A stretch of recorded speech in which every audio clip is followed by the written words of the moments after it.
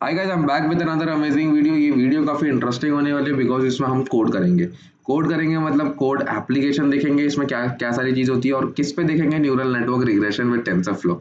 तो बहुत ही बेसिक सा करने वाले हम लोग यहाँ पे एक मॉडल सा बनाएंगे जिससे सारी क्लैरिटी आ जाएगी कि हम लोग और सारे डाउट्स जो है वो दूर हो जाएंगे, है ना। तो जिसने ये प्लेलिस्ट एक्सेस नहीं की है तो ज़रूर से प्लेलिस्ट एक्सेस कर लेना, क्योंकि इसमें सारा मैंने इन्फॉर्मेशन दे रखा है कि हम लोग कैसे चीज़ें को अप्रोच कर सकते हैं। आर्किटेक्चर डायग्राम के बारे में बताया हुआ है और वर्क फ्लो के बारे में बताया हुआ है।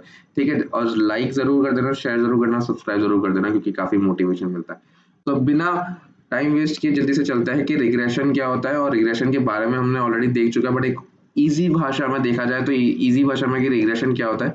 Predicting a numerical value variable based on some combination of variables even shorter of predicting a number. तो ये सारी चीज़ें जो हमें ध्यान में रखनी चाहिए कि हम लोग जब रिग्रेशन अप्रोच करते हैं तो हमें क्या करना है, बस प्रिडिक्टिंग अ नंबर करना है। ये हर बार 100% के सिनेरियो में नहीं होता, बट 90% सिनेरियो में यही चीज़ होती है कि हमें प्रिडिक्ट एक नंबर करना पड़ता है जो फ्यूचर केसेस में है।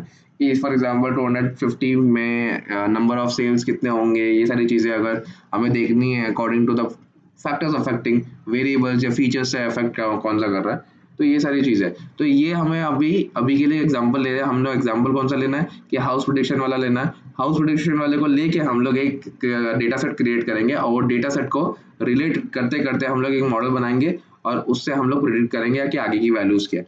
ठीक है, तो पहला होगा ना, मैंने प्रिडिक्टिंग का नंबर, ये रिग्रेशन के बारे में बता दिया। हम लोग सबसे पहला काम क्या करेंगे, इम्पोर्ट टेंसर फ्लो करेंगे। इम्पोर्ट टेंसर फ्लो करने के बाद अगर मैं इसको थोड़ा सा जूम कर देता हूँ ताकि सबको दिखे कि इम्पोर्ट टेंसर फ्लो कर दिया, import tensor flow S T F print T F dot underscore underscore version. ये सिंटैक्स ये इसलिए काम आता है क्योंकि हम लोग ऐसा वर्जन यूज कर रहा है जो लेटेस्ट वर्जन है अभी मेरे लिए। मेरे गूगल कोलैब में लेटेस्ट वर्जन टेंसरफ्लो में 2.8.0 है, बट अगर ये वीडियो कोई और बाद में देख रहा है तो डेफिनेटली इससे लेटेस्ट वर्जन आएगा, क्योंकि गूगल जो है वो हर बार अपडेट करता रहता है अपना पैकेज को। तो ये जरूर आने वाला है। तो सबसे पहला स्टेप जो हम लोग मिस नहीं करते कभी, that is create the data and create the data to view and fit. ठीक है, तो उसके लिए हमें चाहिए दो packages, import numpy as np and import matplotlib.pyplot as plt। यहाँ पे परसेंटेज इनलाइन वो सारी चीज़ें लिखनी है तो लिख देना, कोई दिक्कत नहीं है ऐसे तो। सबसे पहले हमें फीचर्स निकालने हैं, फीचर्स बनाने हैं बेसिकली, क्योंकि हमारे पास ऐसे हार्ड एंड फास्ट कोई डेटा आया नहीं है हमारे पास, ना ही हमने कहीं से इंपोर्ट किया डेटा या कहीं से लिंक करके रखा। ठीक है, बस अभी हमने एक एग्जाम्पल के लिए हमें क्रिएट करना है डेटा, और उसके बाद हमें क्रिएट लेबल करना है। फीचर्स जो थे वो ऑलरेडी हम लोग देख चुके हैं कि फीचर्स क्या होते हैं। फीचर्स में एक और बार बता देता हूँ क्या होता है कि इंडिपेंडेंट वेरिएबल्स होते हैं फीचर्स। यहाँ पर अगर देखा जाए तो हम लोग रिग्रेशन क्यों पढ़ते हैं, because we have to find a relationship between features and dependent variable. समझ में, ये बहुत लॉजिकल बात है कि हमें एक स्ट्रिक्ट लाइन चाहिए, जो एक स्ट्रेट लाइन हो जिसमें हमें जो ज़्यादा सारे पॉइंट्स हैं वो सबसे क्लोजेस्ट हो रिग्रेशन के।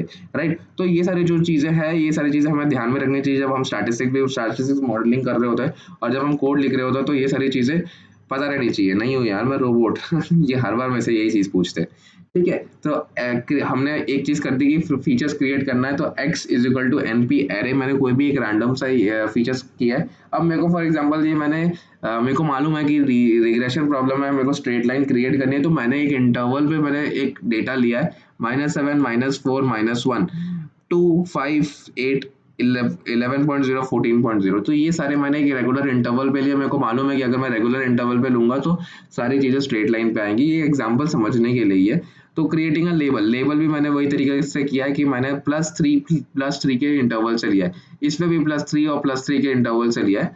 अगर ऐसे में देखा जाए तो इसको मैं अगर विजुअलाइज करता हूँ plt.scatter x, y, तो एक स्ट्रेट लाइन जनरेट हो जाती है। यहाँ पर अगर मैं लेबल भी लिख दूँ, यहाँ पे लेबल में वो कौन सा नाम रखना है वो सारी चीज़ें भी कर सकता हूँ।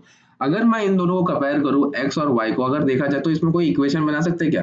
अगर फर्स्ट जो वैल्यू है और फर्स्ट वैल्यू ऑफ y कोई रिलेशन बन सकता है क्या? हाँ बन सकता है, क्यों नहीं बन सकता। अगर मैं करूँ कि y is equal to x plus 10, तो अगर मैं इसमें 10 ऐड कर देता हूँ तो 3 की वैल्यू आती है क्या? मतलब आती तो है, सही बात है, क्योंकि इसमें काफ़ी ये सारी चीज़ें अपने को एक मैथ्स बनाना पड़ता है कि अगर हम लोग इक्वेशन बना लेते हैं तो हमारा लॉजिक बिल्डिंग काफ़ी ईजी हो जाता है। तो अगर y is equal to x plus 10 कर देता हूँ, ये खाली एक कंडीशनल ऑपरेटिंग की तरह मैं कैसे कर रहा हूँ कि अगर फॉर एग्जाम्पल कि मेरा ये है वैल्यू और मैं उसको एक बार चेक कर रहा हूँ कि सारे ट्रू है कि नहीं है, तो ये सारे ट्रू करने के बाद मेरे को पता चल रहा है कि ये कंडीशन एकदम परफेक्ट है, ये एक्सप्रेशन ही है जिससे मेरे को एक स्ट्रेट लाइन मिलेगी, right. Input and output shapes, तो सबसे पहले इनपुट शेप करना है मेरे को कि सबसे पहले इनपुट कौन सा है मेरा, जो एक्स है। एक्स क्या है मेरा, फीचर्स है, राइट, क्योंकि वो इंडिपेंडेंट वेरिएबल्स है। और तो एक्स की मैंने शेप देख लिया, that is 8 comma nothing. Y का शेप देख लिया 8 कॉमा नथिंग। तो बहुत ही आसान है। अब ये चीज समझते हैं, इसको रिलेट करते हैं, किससे रिलेट करते हैं, creating a demo tensor for our housing price prediction problem. House info मेरे को याद है, मैंने एक हाउस इन्फो करना है जहां पर मैंने एक टेंसर बना दिया, बेडरूम, बाथरूम, बाथरूम और गराज, ठीक है, क्योंकि मेरे पास ये 3 फीचर्स थे, तो 3 फीचर्स का मैंने एक हाउस इन्फो डाल दिया। और हाउस प्राइस का मैंने टी एफ डॉट कॉन्स्टेंट से मेरे को मालूम है कि अगर ये फॉर एग्जांपल ये प्रेडिक्टेड वैल्यू है या कोई भी और वैल्यू डालता हूँ, तो हाउस प्राइस मेरी ये आ गई, तो मैं दोनों का ही एक बार प्रिंट करवा लेता हूँ, मेरे को पता चल जाएगा कि शेप क्या है और साइज क्या है। तो शेप से पता चलता है कि मेरे पास 3 फीचर है, तो 3 फीचर्स के हिसाब से मेरे पास एक वैल्यू आ गई, शेप आ गया यहाँ पर, और एक हाउस प्राइस के हिसाब से एक शेप आ गया। तो मेरे को पता चल गया कि मेरे को शेप, इनपुट शेप और आउटपुट शेप से क्या रिलेशन बैठता है, राइट। अब फॉर एग्जाम्पल ये सारी चीजें तो ठीक है, अब मेरे को ये सारी चीजें पता चलने लगी कि ये इनपुट शेप तो स्केलर क्वांटिटी ली है मैंने, तो अगर मैं इसको 0th एलिमेंट का शेप करूंगा तो नल वैल्यूज आएंगी, यहाँ पे अंदर कुछ है ही नहीं। तो इसीलिए मैंने ये कोड लिखा है कि हमें पता चल जाए, क्योंकि ये स्केलर क्वांटिटी के हिसाब से मैंने लिया है कि यहाँ पर मैंने तो स्ट्रिंग ले लिया, यहाँ पर मैंने स्केलर क्वांटिटी ले लिया, तो इसका डायमेंशन क्या होगा भाई, डायमेंशन तो पता ही नहीं हमें।